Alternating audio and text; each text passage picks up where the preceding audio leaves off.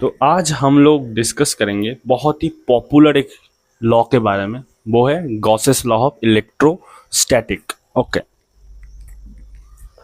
तो Gauss law of electrostatics क्या कहता है।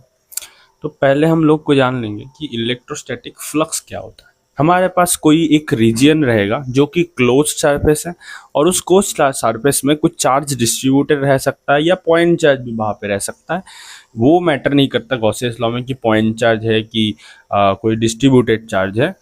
तो पर ये मेनली है कि वो जो सरफेस होगा जिसमें चार्ज रहेगा वो सरफेस क्लोज्ड होनी चाहिए, और क्लोज सरफेस में जो टोटल चार्ज इनक्लोज रहेगा उसको हम लोग क्या डिनोट कर रहे हैं, क्यू इनक्लोज से। ठीक है, तो अब हम लोग ऑब्वियसली नेचुरली जो फ्लक्स के फॉर्मूला है, फ्लक्स क्या बोलता है कि किसी भी पर्टिकुलर सरफेस एरिया से या क्रॉस सेक्शन एरिया से कितना इलेक्ट्रोस्टैटिक या इलेक्ट्रिक फील्ड पास हो रहा है।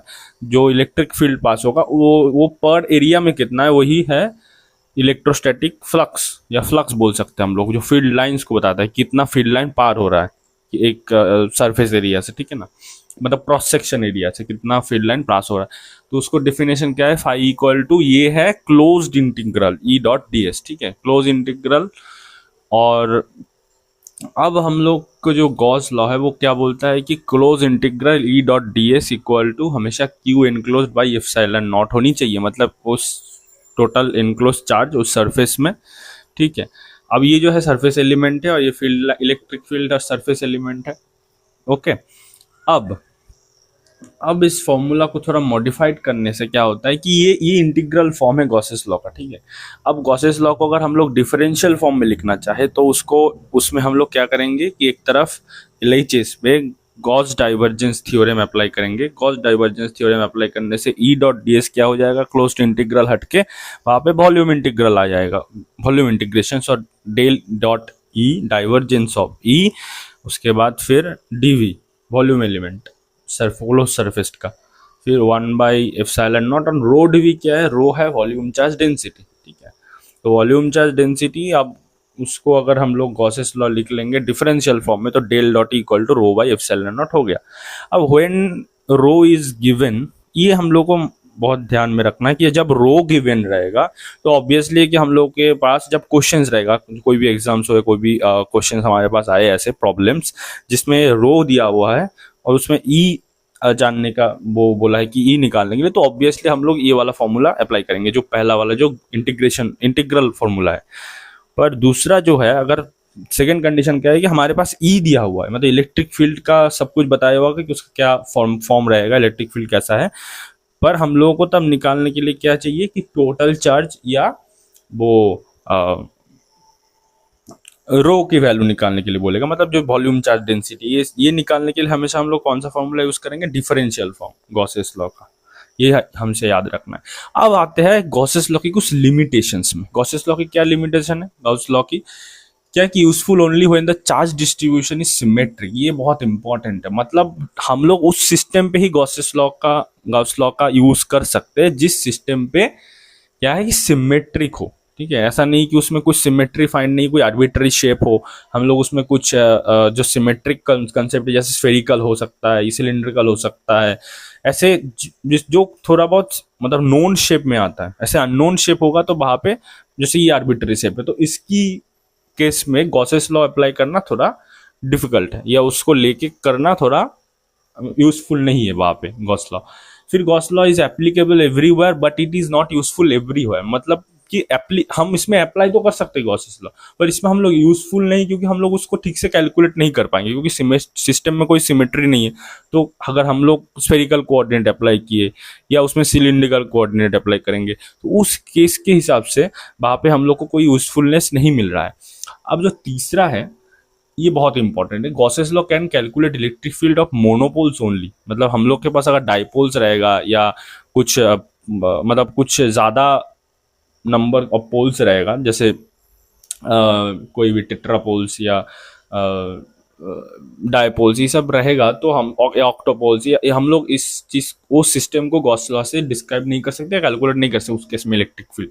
तो वहां पे हमेशा ये याद रखना है कि गॉसेस लॉ के केस में मोनोपोल्स ही एक्टिव होनी चाहिए, मतलब वहां पे मोनोपोल्स रहनी चाहिए।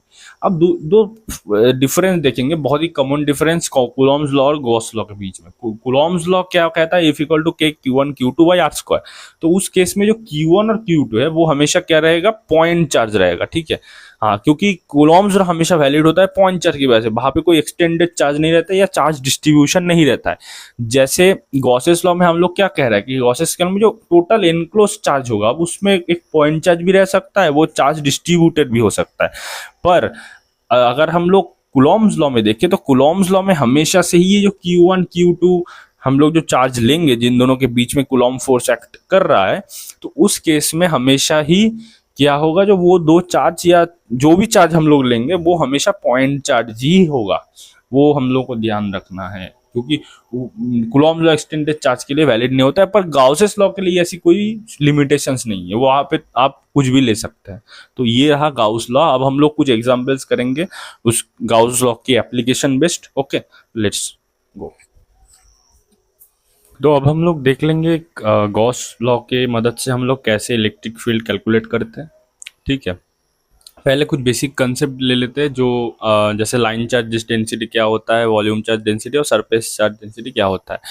तो लाइन चार्ज डेंसिटी बेसिकली क्या होता है, इसको डिनोट करते हैं हम लोग लैम्डा से, जो कि Q/L होता है, मतलब पर लेंथ में कितना चार्ज है या कितना चार्ज डिस्ट्रीब्यूटेड है, वही हम लोग को हो जाएगा line charge density. Same surface charge density, कितने सरफेस में कितना चार्ज डिस्ट्रीब्यूशन है पर यूनिट एरिया, और वॉल्यूम चार्ज डेंसिटी में पर यूनिट वॉल्यूम में कितना चार्ज डिस्ट्रीब्यूटेड है या टोटल चार्ज कितना है वो।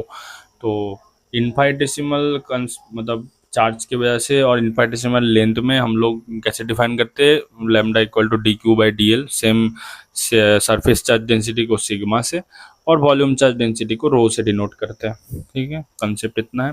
अब हम लोग क्या करेंगे, एक रॉड ले लेंगे, ठीक है। उस रॉड में हम लोग क्या करेंगे, यूनिफॉर्मली चार्ज डिस्ट्रीब्यूटेड कर देंगे। एक line charge density lambda charge को हम लोग वहाँ पे यूनिफॉर्मली डिस्ट्रीब्यूट कर देंगे, ठीक है। और उस रॉड का लेंथ होगा L, और हम लोग इलेक्ट्रिक फील्ड कैलकुलेट करेंगे पॉइंट P पे, जो कि D डिस्टेंस पे है सेंटर से, रॉड के जो बिल्कुल सेंटर है वहाँ से D डिस्टेंस पे वो P पॉइंट है। तो हम लोग पहले जब भी हम लोग गॉस लॉ में हम लोग क्या देखे थे कि वहाँ पे एक फॉर्म था जिसमें हम लोग को पहले वो टोटल चार्ज एनक्लोज निकालना है ना, क्योंकि उसी से हम लोग इलेक्ट्रिक फील्ड कैलकुलेट करेंगे सिंपली। तो अब उस कंसेप्ट को अप्लाई करने के लिए हम लोग को क्या चाहिए होगा वहाँ पे, इसमें तो ऐसे लाइन चार्ज डिस्ट्रीब्यूटेड है, तो हम लोग एक छोटा सा इनफाइनिटेसिमल एरिया इसमें कंसीडर कर लेंगे, ठीक है, जिसका जो है dx। अब ये जो dx एलिमेंट्स है, ये element infinitesimal small element P point से x डिस्टेंस पे है, और हम लोग इस dx जो स्मॉल स्ट्रिप एलिमेंट लिए, इस स्ट्रिप एलिमेंट को, स्मॉल एलिमेंट को हम लोग किस तरीके से ट्रीट करेंगे कि ये बिहेव लाइक पॉइंट चार्ज जैसा बिहेव करेगा, ये dx जो स्मॉल एलिमेंट हम लोग लिए है, ठीक है। तो सिंपली अगर टोटल लेंथ पे टोटल चार्ज Q डिस्ट्रीब्यूटेड है, तो सिंगल लेंथ पे Q/L जो कि लैम्डा के बराबर हो जाएगा, मतलब जो कि लीनियर डेंसिटी के बराबर, और dx लेंथ पे हो जाएगा लैम्डा इंटू dx, सो Q/L इंटू dx। सो ये जो स्मॉल पोर्शन है इसमें जो चार्ज डिस्ट्रीब्यूटेड है वो क्या हो गया, Q/L इंटू dx, मतलब लैम्डा dx, सिंपली जैसे जो हम लोग इसमें देखे थे सेम कंसेप्ट। अब हम लोग जैसे कूलॉम्स लॉ में क्या देखे, E इक्वल टू के Q/r² equal to 1/4πε0 on Q/r², ठीक है। अब हम लोग क्या करेंगे, EP में क्या हो जाएगा, वो जो स्मॉल एलिमेंट है, ऐसे तो बहुत सारे एलिमेंट होगा इसमें, तो टोटल उस सब के वजह से एक इनफाइनिटेसिमल इलेक्ट्रिक फील्ड पैदा होगा। तो वो सारे इलेक्ट्रिक फील्ड को अगर हम लोग इंटीग्रेट कर देंगे तो हम लोग को पॉइंट P में टोटल इलेक्ट्रिक फील्ड मिल जाएगा। तो ये है 1/4πε dQ/x²।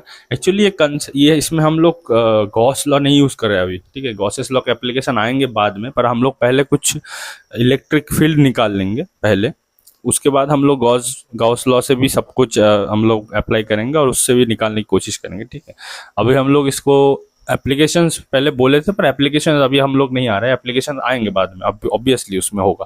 पहले हम लोग इलेक्ट्रिक फील्ड कैलकुलेट कर लेंगे कुछ केसेस में, क्योंकि बहुत इंपॉर्टेंट होता है ये, हर एक एग्जाम्स के लिए, हर एक कंसेप्ट बिल्डिंग के लिए ये बहुत इंपॉर्टेंट है, जो हम लोग अभी प्रोसीड करेंगे आगे।